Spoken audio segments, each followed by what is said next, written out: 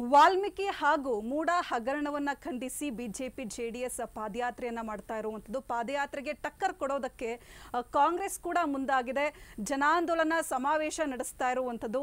CM ಸಿದ್ದರಾಮಯ್ಯನವರು ತವರಲ್ಲಿ ಶಕ್ತಿ ಪ್ರದರ್ಶನಕ್ಕೆ ಮುಂದಾಗಿದ್ದಾರೆ. ಮೈಸೂರಿಗೆ ಎಂಟ್ರಿ ಕೊಟ್ಟ ದೋಸ್ತಿ ನಾಯಕರ ಪಾದಯಾತ್ರೆ, ಕಾಂಗ್ರೆಸ್ ಸರ್ಕಾರದ ವಿರುದ್ಧ ಮೈಸೂರು ಚಲೋ ಪಾದಯಾತ್ರೆ, ಮೂಡ ವಾಲ್ಮೀಕಿ ಹಗರಣಗಳ ವಿರುದ್ಧ ಮೈತ್ರಿ ಪಾದಯಾತ್ರೆ.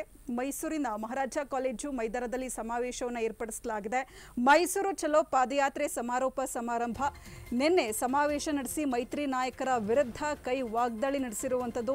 ಕಾಂಗ್ರೆಸ್ ಆರೋಪಕ್ಕೆ ಮೈತ್ರಿ ನಾಯಕರಿಂದ ಕೌಂಟರ್ ಅಟ್ಯಾಕ್ ಮಾಡಲಾಗ್ತಾ ಇದೆ. ಸಿಎಂ ರಾಜೀನಾಮೆಗೆ ಬಿಜೆಪಿ ಜೆಡಿಎಸ್ ನಾಯಕರು ಆಗ್ರಹಿಸಲಿದ್ದಾರೆ.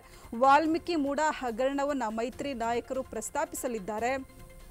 ಇನ್ನು ಸಮಾವೇಶದಲ್ಲಿ ಬಿಎಸ್ ಯಡಿಯೂರಪ್ಪ, ಜಗದೀಶ್ ಶೆಟ್ಟರ್, ಬಿಜೆಪಿ ರಾಜ್ಯಾಧ್ಯಕ್ಷ ವಿಜೇಂದ್ರ, ವಿಪಕ್ಷ ನಾಯಕ ಅಶೋಕ್, ಕೇಂದ್ರ ಸಚಿವ ಕುಮಾರಸ್ವಾಮಿ, ಯುವ ಘಟಕದ ಅಧ್ಯಕ್ಷ ನಿಖಿಲ್, ಕೋರ್ ಕಮಿಟಿ ಅಧ್ಯಕ್ಷ ಜಿಟಿ ದೇವೇಗೌಡ ಸೇರಿದಂತೆ ಪ್ರಮುಖರು ಭಾಗಿಯಾಗಿದ್ದಾರೆ.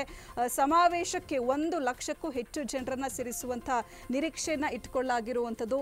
ವಾಲ್ಮೀಕಿ ಹಾಗೂ ಮೂಡ ಹಗರಣವನ್ನ ಖಂಡಿಸಿ ಮೈತ್ರಿ ನಾಯಕರು ಪಾದಯಾತ್ರೆ ನಡೆಸ್ತಾ ಇರುವಂಥದ್ದು. ಪಾದಯಾತ್ರೆಗೆ ಟಕ್ಕರ್ ಕೊಡೋದಕ್ಕೆ ನಿನ್ನೆ ಕಾಂಗ್ರೆಸ್ನಿಂದ ಜನಾಂದೋಲನ ಸಮಾವೇಶ ನಡೆಸಲಾಗಿದೆ. ವಾಗ್ದಾಳಿ ನಡೆಸಿರುವಂಥದ್ದು ಸಿಎಂ ಸಿದ್ದರಾಮಯ್ಯನವರು. ದಳಪತಿಗಳಿಗೆ ಟಕ್ಕರ್ ಕೊಡೋದಕ್ಕೆ ಇವತ್ತು ದೋಸ್ತಿ ನಾಯಕರಿಂದ ಬೃಹತ್ ಸಮಾವೇಶವನ್ನು ಏರ್ಪಡಿಸಲಾಗಿದೆ.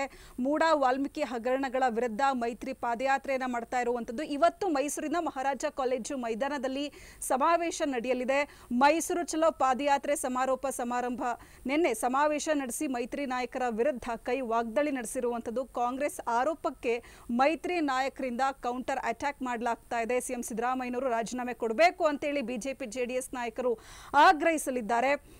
ಬಿಎಸ್ ಯಡಿಯೂರಪ್ಪ, ಜಗದೀಶ್ ಶೆಟ್ಟರ್, ಬಿಜೆಪಿ ರಾಜ್ಯಾಧ್ಯಕ್ಷ ವಿಜೇಂದ್ರ, ವಿಪಕ್ಷ ನಾಯಕ ಅಶೋಕ್, ಕೇಂದ್ರ ಸಚಿವ ಕುಮಾರಸ್ವಾಮಿ, ಯುವ ಘಟಕದ ಅಧ್ಯಕ್ಷ ನಿಖಿಲ್, ಕೋರ್ ಕಮಿಟಿ ಅಧ್ಯಕ್ಷ ಜಿಟಿ ದೇವೇಗೌಡ ಸೇರಿದಂತೆ ಪ್ರಮುಖರು ಈ ಸಮಾವೇಶದಲ್ಲಿ ಭಾಗಿಯಾಗಲಿದ್ದಾರೆ. ಸಮಾವೇಶಕ್ಕೆ ಸುಮಾರು 1 ಲಕ್ಷಕ್ಕೂ ಹೆಚ್ಚು ಜನರನ್ನ ಸೇರಿಸುವಂತ ನಿರೀಕ್ಷೆಯನ್ನು ಇಟ್ಟುಕೊಳ್ಳಲಾಗಿದೆ. ಹೌದು ಅಂಕಿತ, ನಿನ್ನೆ ಕಾಂಗ್ರೆಸ್ ತನ್ನ ಶಕ್ತಿ ಪ್ರದರ್ಶನವನ್ನು ಮಾಡಿತ್ತು. ಹೀಗಾಗಿ ಏನು ಕಾಂಗ್ರೆಸ್ ಸರ್ಕಾರದ ಮೇಲಿರುವಂತಹ ಭ್ರಷ್ಟಾಚಾರ ಆರೋಪಗಳಿದ್ದರೆ ಅದರ ವಿರುದ್ಧವಾಗಿ ಹಾಗೂ ಮುಖ್ಯಮಂತ್ರಿ ಸಿದ್ದರಾಮಯ್ಯನವರ ರಾಜೀನಾಮೆಗೆ ಒತ್ತಾಯಿಸಿ ಈಗಾಗಲೇ ಭಾರತೀಯ ಜನತಾ ಪಾರ್ಟಿಯ ಕಾರ್ಯಕರ್ತರು ಹಾಗೂ ಬಿಜೆಪಿಯ ರಾಜ್ಯಾಧ್ಯಕ್ಷ ಅಂತ ವಿಜೇಂದ್ರ ಅವರ ನೇತೃತ್ವದಲ್ಲಿ 3ನೇ ತಾರೀಕು ಮೈಸೂರು ಚಲೋಗೆ ಚಾಲನೆಯನ್ನು ಕೊಡಲಾಗಿತ್ತು. ಬಿಜೆಪಿ ಹಾಗೂ JDSನ ಉಭಯ ನಾಯಕರುಗಳು ಕೂಡ ಯಶಸ್ವಿಯಾಗಿ ಈ ಒಂದು ಪಾದಯಾತ್ರೆಯನ್ನು ಸಕ್ಸಸ್ ಅನ್ನು ಮಾಡಿದ್ದಾರೆ. ಈಗಾಗಲೇ ಮೈಸೂರು ನಗರ ಪ್ರದೇಶಕ್ಕೆ ಬಂದಿರತಕ್ಕಂಥದ್ದು. ಇಂದು ಮೈಸೂರಿನ ಮಹಾರಾಜ ಕಾಲೇಜು ಮೈದಾನದಲ್ಲಿ ಕೇಸರಿ ಹಾಗೂ ತೆನೆ ಶಕ್ತಿ ಪ್ರದರ್ಶನವನ್ನು ಉಭಯ ಪಕ್ಷದ ನಾಯಕರು ಕೂಡ ಮಾಡ್ತಾರೆ. ಯಾಕಂದರೆ ಭಾಳ ಪ್ರಮುಖವಾಗಿ ಇದು ಮುಖ್ಯಮಂತ್ರಿಗಳ ತವರು ಜಿಲ್ಲೆ.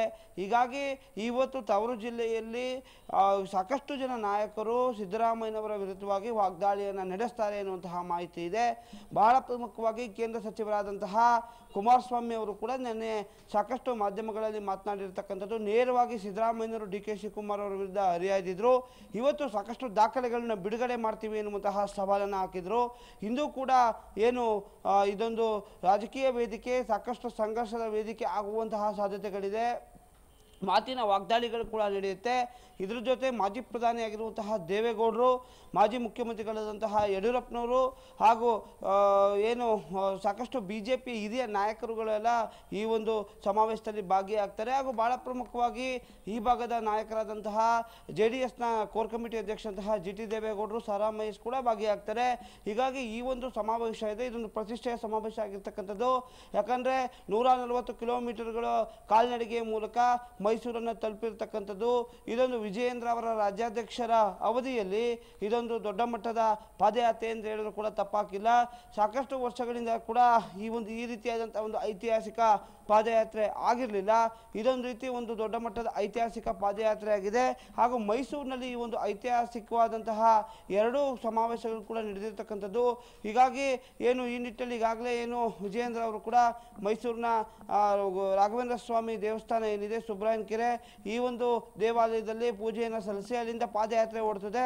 ಪಾದಯಾತ್ರೆ ರಾಮಸ್ವಾಮಿ ವೃತ್ತವನ್ನು ಹಾದು ಮಹಾರಾಜ ಕಾಲೇಜ್ ಮೈದಾನದಲ್ಲಿರುವಂತಹ ಬೃಹತ್ ವೇದಿಕೆಯಲ್ಲಿ ಒಂದು ವೇದಿಕೆ ಕಾರ್ಯಕ್ರಮ ಇದೆ. ಈಗಾಗಲೇ ಪಾದಯಾತ್ರೆಯಲ್ಲಿ ಸಾಕಷ್ಟು ಸಹಸ್ರ ಜನ ಕೂಡ ಭಾಗಿಯಾಗಿರ್ತಕ್ಕಂಥದ್ದು. ಇಂದಿನ ಸಮಾವೇಶದಲ್ಲೂ ಕೂಡ ಲಕ್ಷಾಂತರ ಜನ ಭಾಗಿಯಾಗ್ತಾರೆ. ಹೀಗಾಗಿ ಈ ಒಂದು ಶಕ್ತಿ ಪ್ರದರ್ಶನ ಮಾಡುವಂಥ ಮೂಲಕ ಮುಖ್ಯಮಂತ್ರಿಯ ಗಾದಿಯನ್ನು ಅಲುಗಾಡಿಸುವಂತಹ ಪ್ರಯತ್ನವನ್ನು ವಿರೋಧ ಪಕ್ಷ ಮಾಡ್ತಾ ಇದೆ. ಈ ನಿಟ್ಟಿನಲ್ಲಿ ಮುಖ್ಯಮಂತ್ರಿ ಸಿದ್ದರಾಮಯ್ಯನವರು ಕೂಡ ನಾನು ಯಾರಿಗೂ ಜಗ್ಗೋನು ಅಲ್ಲ ಬಗ್ಗೋನು ಅಲ್ಲ ಅನ್ನುವಂತಹ ಹೇಳಿಕೆಯನ್ನು ಕೊಟ್ಟಿರ್ತಕ್ಕಂಥದ್ದು. ಹೀಗಾಗಿ ಈ ಒಂದು ರಾಜಕೀಯ ವೇದಿಕೆ ರಾಜಕಾರಣದಲ್ಲಿ ಯಾವ ರೀತಿಯಾದಂತಹ ಸಂಚಲನವನ್ನು ಕ್ರಿಯೇಟ್ ಮಾಡುತ್ತೆ ಅಂತೇಳಿ ನೋಡಬೇಕಾಗಿದೆ. ಅಂಕಿತಾ, ಧನ್ಯವಾದ ಯಶಸ್ಮೂರ್ತಿ ತಮ್ಮ ಮಾಹಿತಿಗಾಗಿ.